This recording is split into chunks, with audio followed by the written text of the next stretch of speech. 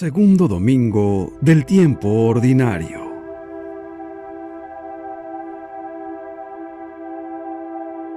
Evangelio y lecturas del día domingo 14 de enero del 2024.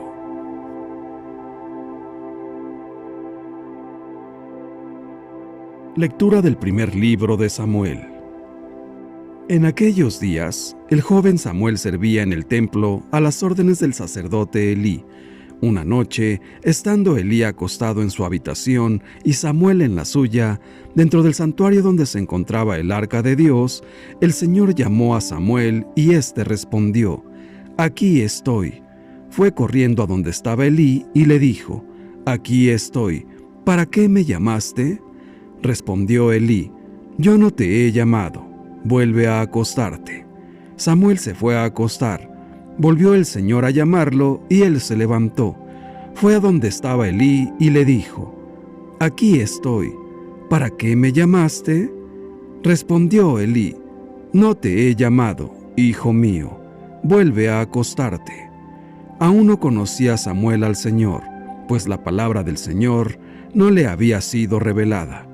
Por tercera vez llamó el Señor a Samuel. Este se levantó, fue a donde estaba Elí y le dijo: «Aquí estoy. ¿Para qué me llamaste?». Entonces comprendió Elí que era el Señor quien llamaba al joven y dijo a Samuel: «Ve a acostarte y si te llama alguien responde: Habla, Señor, tu siervo te escucha». Y Samuel se fue a acostar. De nuevo el Señor se presentó y lo llamó como antes: «Samuel, Samuel». Este respondió: «Habla, Señor, tu siervo te escucha». Samuel creció y el Señor estaba con él, y todo lo que el Señor le decía se cumplía. Palabra de Dios. Te alabamos, Señor. Salmo 39. Aquí estoy, Señor, para hacer tu voluntad. Esperé en el Señor con gran confianza. Él se inclinó hacia mí y escuchó mis plegarias. Él me puso en la boca un canto nuevo, un himno a nuestro Dios. Aquí estoy, Señor, para hacer tu voluntad. Sacrificios y ofrendas no quisiste. Abriste, en cambio, mis oídos a tu voz. No exigiste holocaustos por la culpa. Así que dije: aquí estoy. Aquí estoy, Señor, para hacer tu voluntad. En tus libros se me ordena hacer tu voluntad. Esto es, Señor, lo que deseo, tu ley en medio de mi corazón. Aquí estoy, Señor, para hacer tu voluntad. He anunciado tu justicia en la gran asamblea. No he cerrado mis labios, tú lo sabes, Señor. Aquí estoy, Señor, para hacer tu voluntad. Lectura de la primera carta del apóstol San Pablo a los Corintios. Hermanos, el cuerpo no es para fornicar, sino para servir al Señor, y el Señor para santificar el cuerpo. Dios resucitó al Señor y nos resucitará también a nosotros con su poder. ¿No saben ustedes que sus cuerpos son miembros de Cristo? Y el que se une al Señor se hace un solo espíritu con Él. Huyan, por lo tanto, de la fornicación. Cualquier otro pecado que cometa una persona queda fuera de su cuerpo, pero el que fornica peca contra su propio cuerpo. ¿O es que no saben ustedes que su cuerpo es templo del Espíritu Santo que han recibido de Dios y habita en ustedes? No son ustedes sus propios dueños, porque Dios los ha comprado a un precio muy caro. Glorifiquen, pues, a Dios con el cuerpo. Palabra de Dios. Te alabamos, Señor. Lectura del Santo Evangelio según San Juan, capítulo 1, versículos del 35 al 42. En aquel tiempo estaba Juan el Bautista con 2 de sus discípulos, y fijando los ojos en Jesús, que pasaba, dijo: «Este es el Cordero de Dios». Los 2 discípulos, al oír estas palabras, siguieron a Jesús. Él se volvió hacia ellos. y viendo que lo seguían, les preguntó: ¿qué buscan? Ellos le contestaron: ¿dónde vives, Rabí? Rabí significa maestro. Él les dijo: vengan a ver. Fueron, pues, vieron dónde vivía y se quedaron con él ese día. Eran como las 4 de la tarde. Andrés, hermano de Simón Pedro, era uno de los dos que oyeron lo que Juan el Bautista decía y siguieron a Jesús. El primero a quien encontró Andrés fue a su hermano Simón, y le dijo: hemos encontrado al Mesías, que quiere decir el ungido.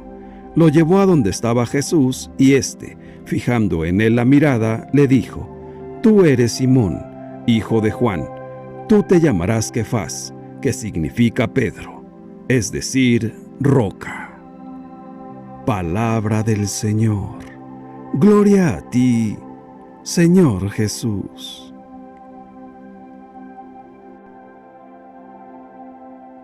Reflexión. El Evangelio de este segundo domingo del tiempo ordinario presenta el encuentro de Jesús con sus primeros discípulos. La escena se desarrolla en el río Jordán el día después del bautismo de Jesús. El mismo Juan Bautista señala al Mesías a 2 de ellos con estas palabras: este es el Cordero de Dios. Y aquellos 2, fiándose del testimonio del Bautista, siguen a Jesús, que se da cuenta y pregunta: ¿qué buscan? Y ellos le preguntan: ¿dónde vives, maestro? Jesús no contesta: vivo en Cafarnaún o en Nazaret, sino que dice: vengan a ver. Y esta es la invitación a un encuentro. Los 2 lo siguen y se quedan con él esa tarde.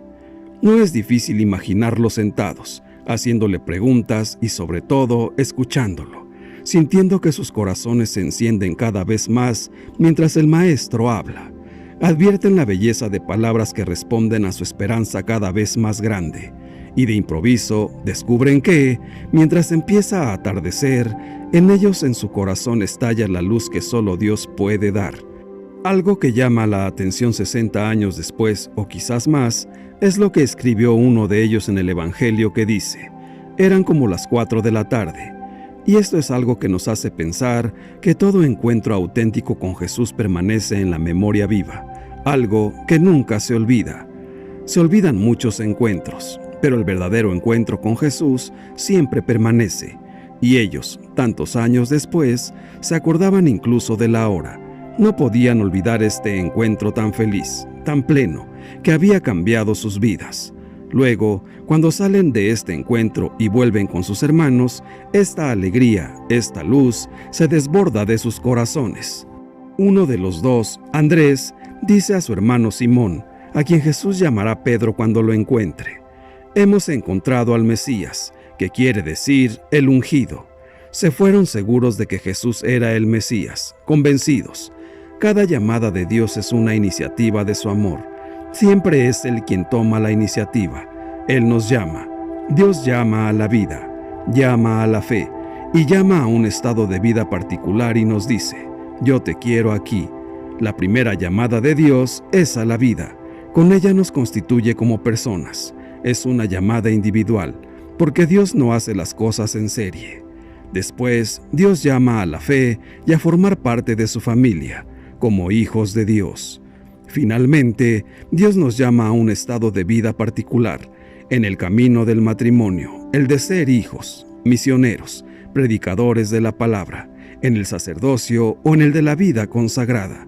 Son maneras diferentes de realizar el proyecto de Dios, ese que tiene para cada uno de nosotros, que es siempre un plan de amor.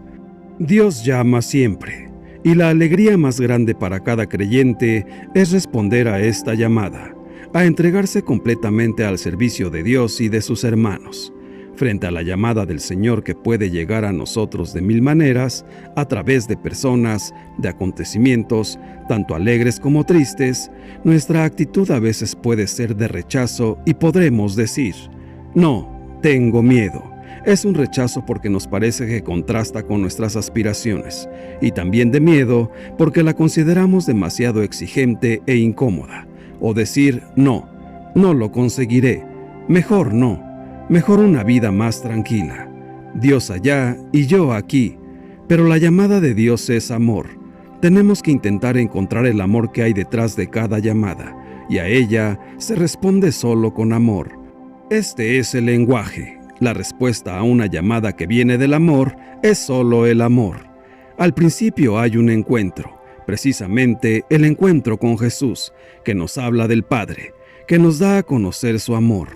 Y entonces, espontáneamente, brota también en nosotros el deseo de comunicarlo a las personas que amamos y diremos: hemos encontrado el amor, hemos encontrado al Mesías, hemos encontrado a Dios, hemos encontrado a Jesús, hemos encontrado el sentido de nuestra vida. En simples palabras, hemos encontrado a Dios, nuestro Salvador. El Evangelio describe en la persona del Bautista la principal actitud del que está atento al paso de Dios y a sus señales, que no es otra que tener la mirada fija y el corazón atento para encontrar al Cordero y Mesías de Dios. Y así, esta mirada y este afecto se convierten en pauta para el itinerario de seguimiento al Señor. El Bautista ha quedado cautivado por Jesús. El título de Cordero de Dios que le asigna a Jesús solo puede tenerlo el hombre obediente a Dios y por eso es siervo, el puro y por eso es inocente, el bueno y por eso desbarata la maldad. Para Juan Bautista, Jesús es hombre de Dios y hombre de mundo. De ahí que lo presenta a sus amigos como ruta abierta que provoca seguimiento, que provoca amistad y que despierta ideales. Para los creyentes de hoy, es muy importante que aprendamos, como el Bautista, a poner nuestra mirada fija en el Cordero de Dios y que seamos capaces de ayudar a que las personas entren en contacto directo con el Señor, con lo bueno, con lo que da sentido a la vida. Más aún, no tiene sentido llamarnos cristianos católicos si no nos convertimos en puente de encuentro con Dios. Cuando los discípulos de Juan el Bautista se pusieron en camino tras Jesús, Él les preguntó: ¿qué están buscando? Y no podía ser de otra manera, porque el Señor no quiere séquitos, ni aduladores, ni amigos que le hagan el juego, sino que quiere amigos y amigas en la fe. Quiere la compañía de hombres y mujeres que estén junto a Él de igual a igual, pero no detrás ni debajo de Él. Hombres y mujeres que codo a codo hagan su ruta, compartan sus desvelos y sus alegrías. Ir a ver dónde vive el Maestro es entrar en el mundo de Dios para saber actuar en el mundo de la vida, viviendo de una amistad e intimidad que surgen del encuentro, dialogando tú a tú, frente a frente.